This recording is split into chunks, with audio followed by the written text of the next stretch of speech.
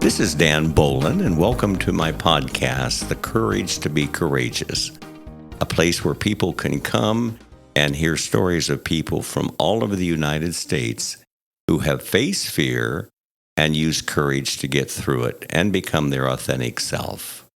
We really encourage all of you to listen to our podcast. We're going to be having we've had some powerful podcasts, and we're going to have more in the future there.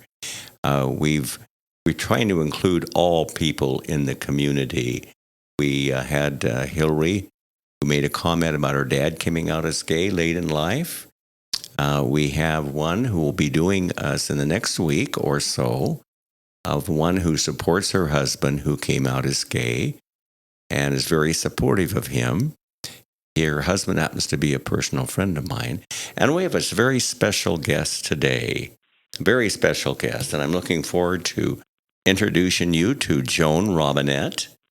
I want to make a comment here, first of all, about her website. I had the opportunity to check it out. It is a powerful website, and I want to encourage all of my listeners to go to her website, www.societyofluckymothers.org. Powerful, powerful website. You're going to also see her son there when he came out as gay, did his own video as well. But this is a powerful story. And what's not only powerful about what Joan has done, not only acknowledging her gay son, but become an ally and a voice to support him. Joan, welcome to my podcast. We're looking forward to having you and telling us a little bit about the story and the story of your son and the support you've given. So welcome. Thank you, Dan, for having me. You're welcome. Tell us a little bit about where you're from and a little bit about the history. I know you're in a fairly small town in Washington, correct?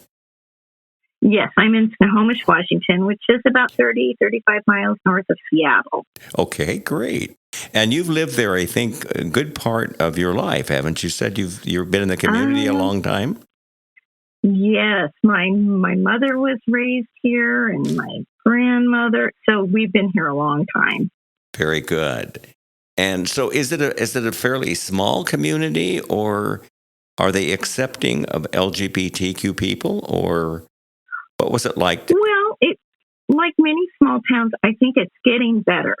You know, we live in a fairly liberal state here, Washington State, with some really great laws, but sometimes when you get a little more rural areas, it's not quite as progressive as like a Seattle. But we had our first Pride Parade this year, so we're making inroads. Congratulations! Well, that's a remarkable.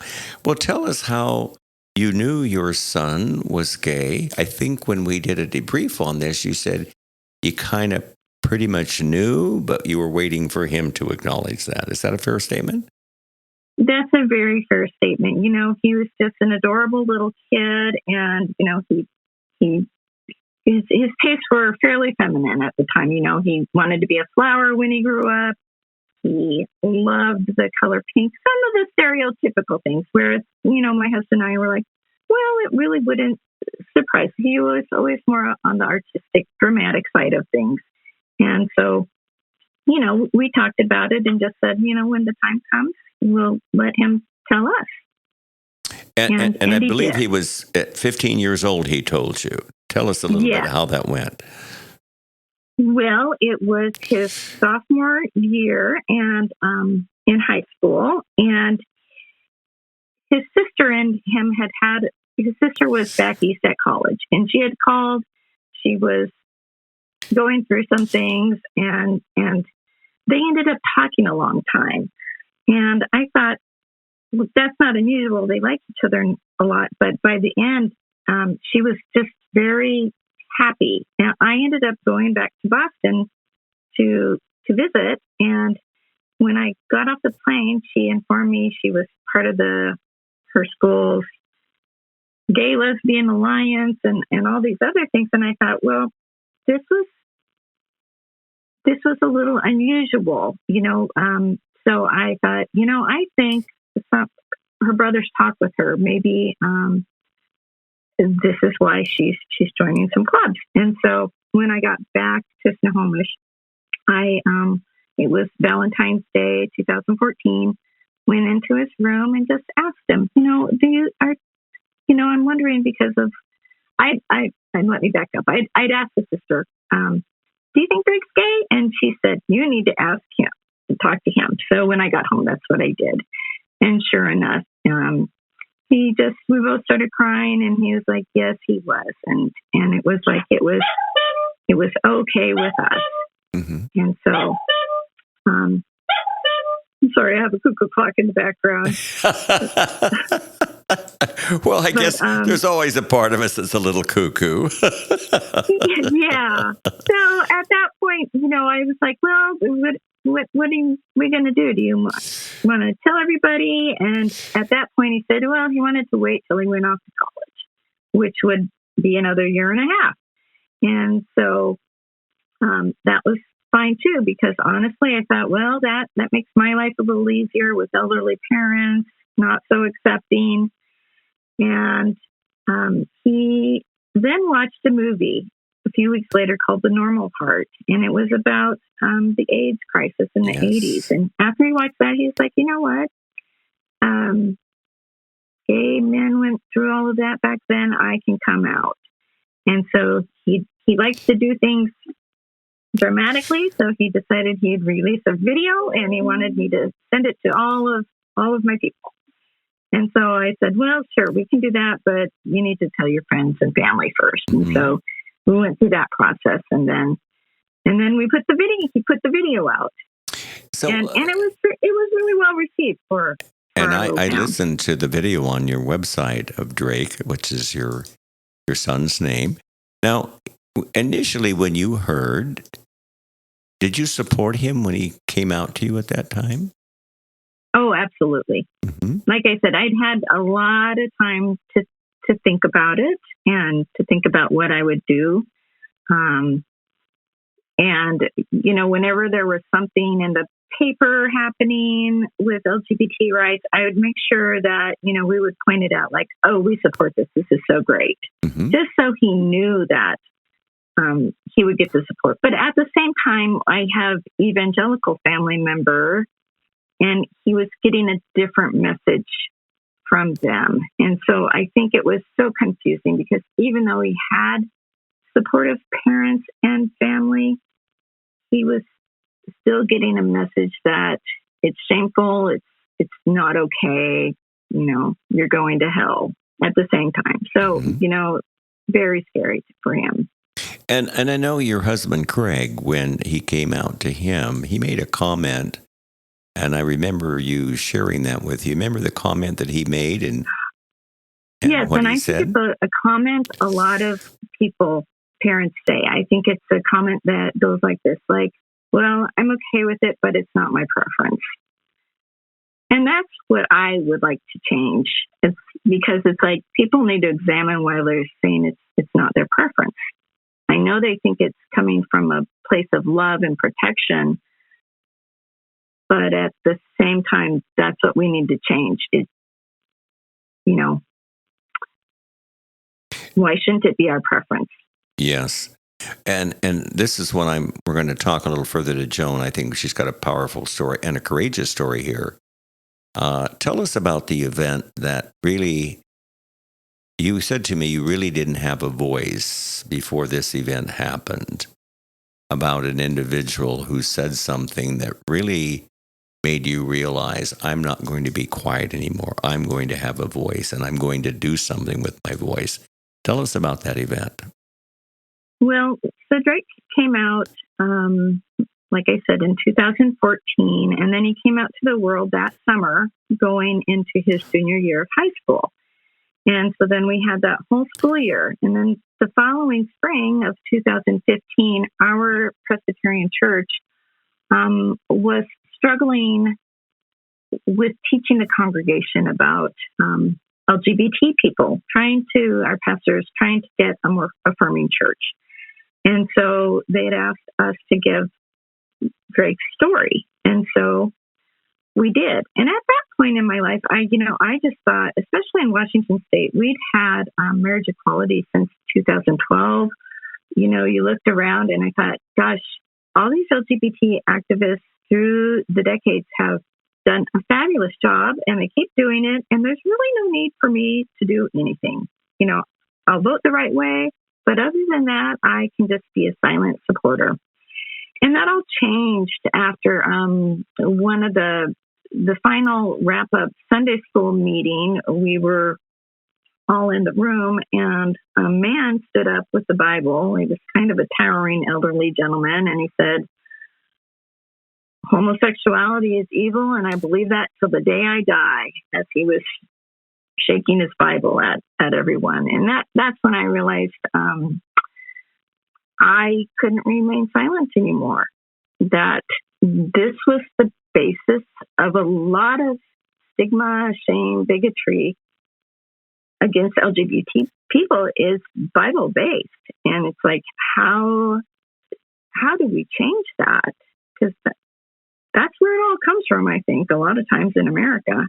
And you made Bible-based bigotry. and you made a comment that I think is powerful. You said Bible-based bigotry. Yeah. Bible-based bigotry.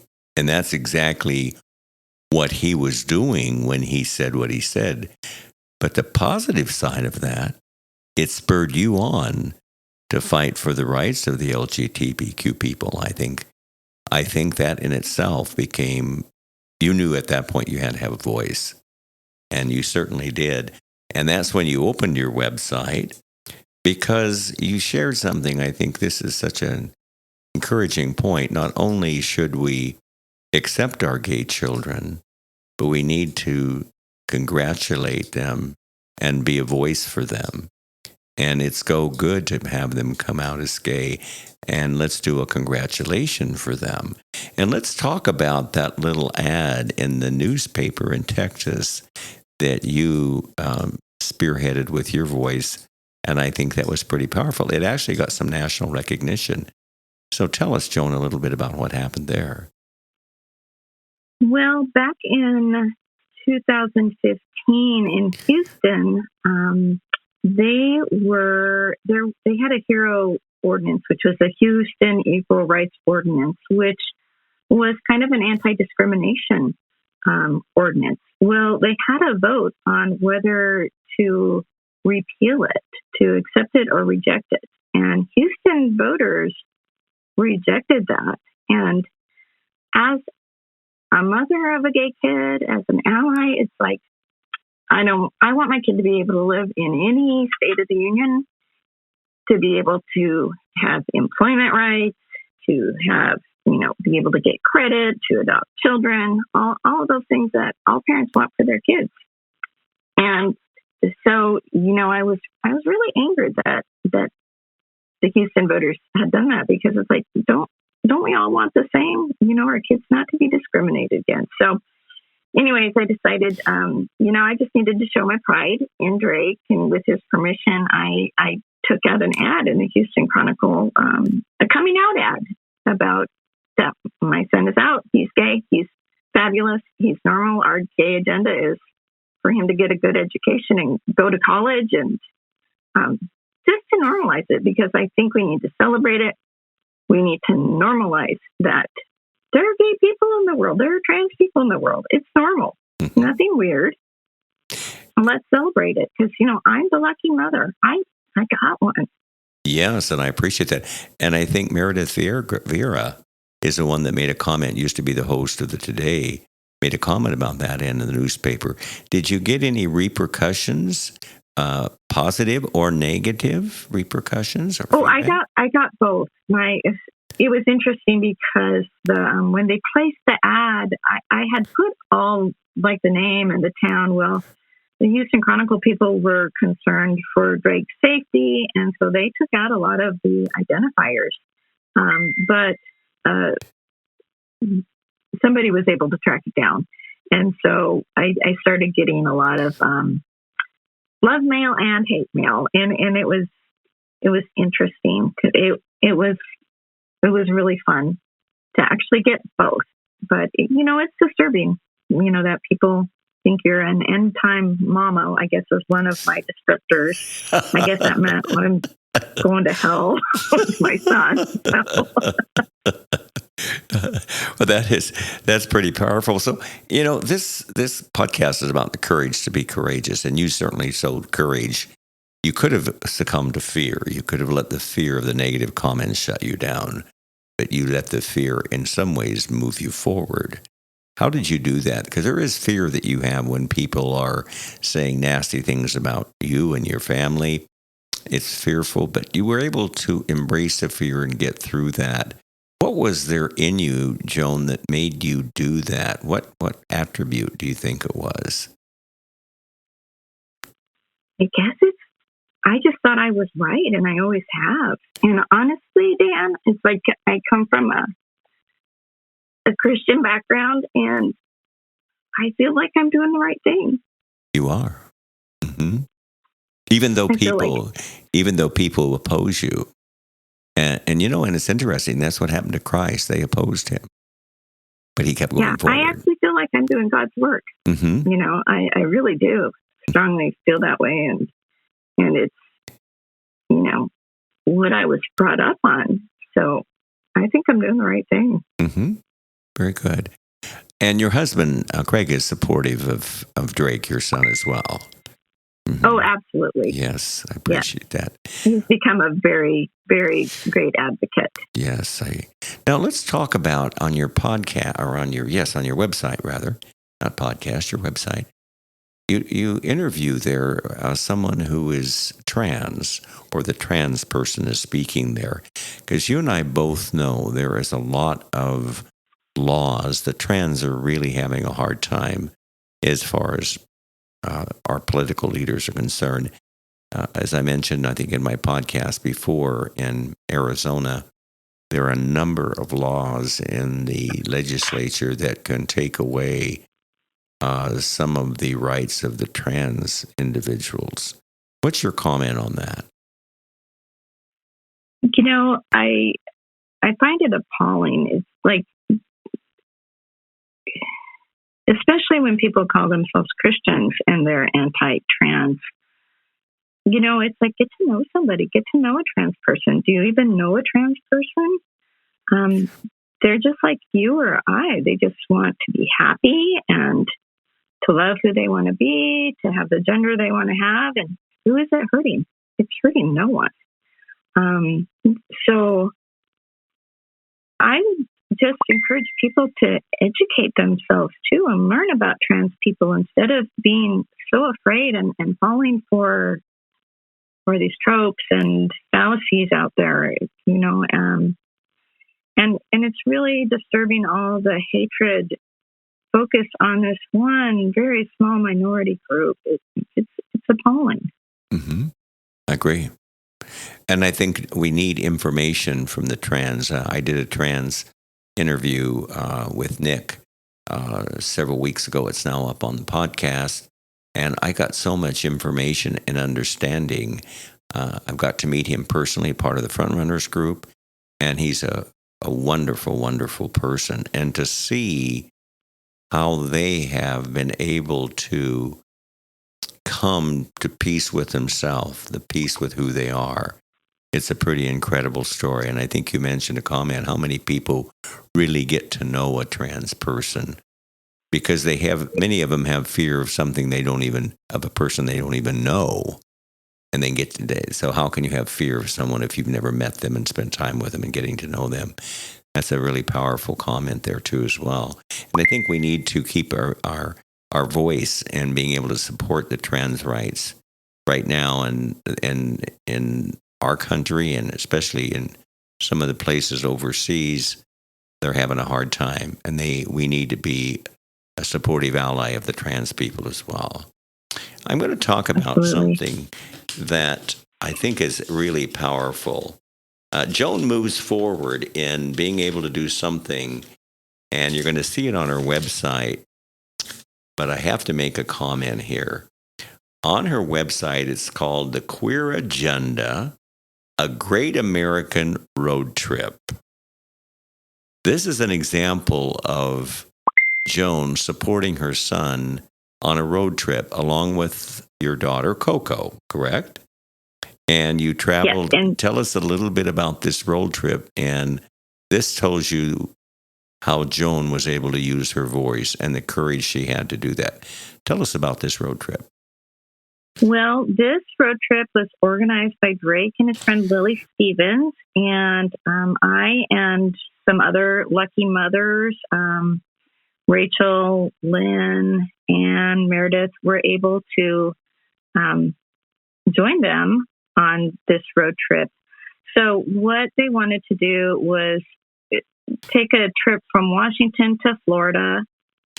We went to 6 states along the way, focusing on anti-LGBT legislation and what was happening in these states, and meeting LGBT people in the states, and trying to support the people we met. And so we went to Idaho, we went to Utah, Wyoming, Tennessee, Kansas, Florida. And along the way, the moms would usually have kind of a little talk and a craft project.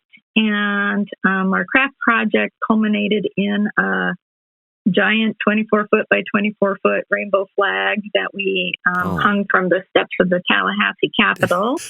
And Drake and Lily, along the way, they had some really great interviews. And if any of your listeners, want to know more about trans rights and things, most of the laws in these states are focused against trans people. And so that was really became a focus of the trip.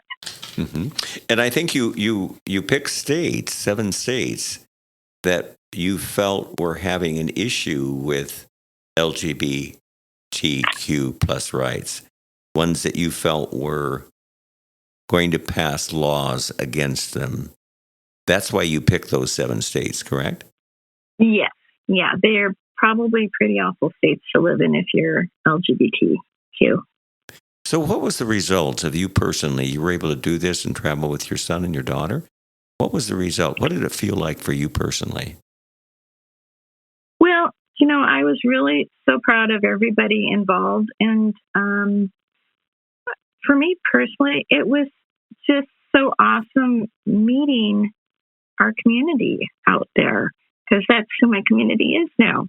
And just being a mom, and a lot of people seem to be estranged in the LGBTQ community. There seems to be a lot of parental estrangement, because I don't understand it, but a lot of parents don't seem to support their children when they come out. And so it was just really nice to be able to meet people, give hugs,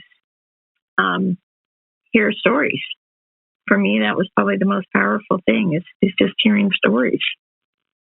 Why do you think that parents have a hard time accepting a daughter or a son as gay or trans? Why do you think that is for them? I mean, your opinion. What do you think my opinion, I think it's the Bible-based bigotry. I think in America, at least, I think it pretty much all goes back to what they learned in Sunday school and Sodom and Gomorrah and all of that. And whenever I meet parents that are struggling with this because of their Christianity, I love to refer them to a book by Matthew Vines called God and the Gay Christian. And he also has some study sessions for parents of LGBTQ kids to learn about, what does the Bible really say? What did Jesus say about it? We know Jesus said nothing. He said nothing. But there's some clobber verses in the Bible. And in my website, I have a little section called Retorts to Wrong Rhetoric, kind of based on Matthew Vine's teaching of, he's just really looking at the original language and the context. What's the Bible really saying about gay and trans people? And I think it's super helpful for parents. And it's interesting because I was telling Joan today that I have that book. I bought it a couple of months ago. I haven't read it. I've got a bunch of books lined up to read, but I just looked through parts of it, and it's pretty powerful. So I'm going to read it from cover to cover, because when Joan mentioned it to me the other day, I thought, well, it sounded familiar, but I don't remember. And then when you sent it to me, a picture of it, I recognized the cover. I've got that book, and I'm going to read it. And thank you for sharing that with us as well, too. So it is Bible-based bigotry. That's a key phrase. I'm going to remember that one, too, as well. So let's talk about anything that you would like to say to our listeners. Our listeners are going to be in different stages. There's going to be men and women who are listening to this where their son or daughter is gay, and they may be struggling with that. In some cases, they may have ousted their kids out of their home. That happens.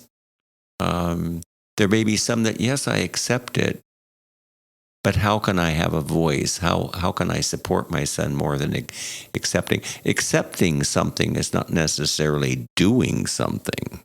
You can accept them, but are you doing something to support their rights as a person? I think that's important. So I think I'm Joan, you're a very powerful woman. I mean, I have so much respect for you, and I'm so pleased to be able to have you do on my podcast because you have a voice. You've taken to the voice. Not necessarily, by no means have you held back from the fear, but you've gone forward, and you have a voice for the community. And you said the community, which everybody needs a community, and the LGBTQ community, I can say for me, is the best community I have. And you said it's our community, so you consider yourself part of that community, and we consider you part of our community as well. What would you like to say? Anything else that would help people who are listening to this that may be at different stages of accepting their daughter or son, or anyone else that may have issues or problems or concerns? Is there something you can share with them that can be positive for them?